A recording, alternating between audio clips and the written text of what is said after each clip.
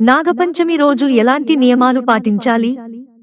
గ్రహ దోషాలు తొలగించుకునేందుకు ఏం చేయాలి? శ్రావణ మాసంలోని శుక్లపక్షంలో వచ్చే పంచమి నాగ పంచమిగా చెప్పబడింది.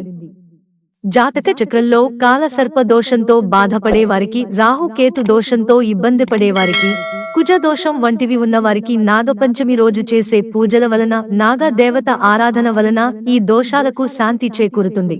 దోషాలు తొలగించే నాగపంచమి ఉజ్జయిని మహాకాళేశ్వరుడి క్షేత్రంలో నాగదేవతలకు సంబంధించిన ఆలయాన్ని నాగపంచమి రోజే తెరుస్తారని, సంవత్సరంలో ఆ ప్రత్యేకమైన రోజే ఆ ఆలయం తెరవబడుతుందని, ఆ సమయంలో ఆలయాన్ని సందర్శించిన వారికి రాహుకేతు దోషాలు తొలగిపోతాయని పెద్దలు చెబుతుంటారు.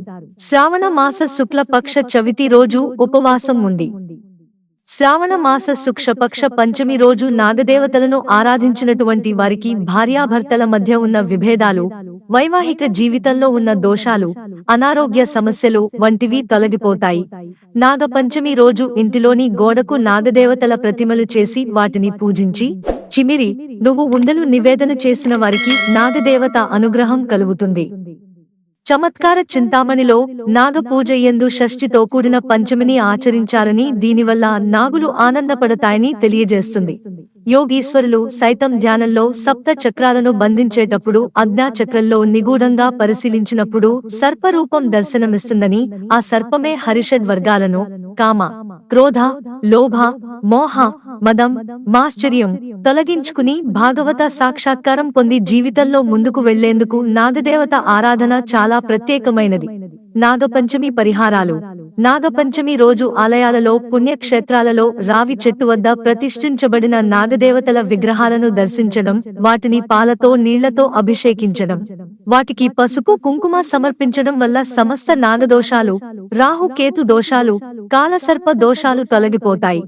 భారతీయ సనాతన ధర్మంలో నాగదేవతల పూజ చాలా విశిష్టమైనది.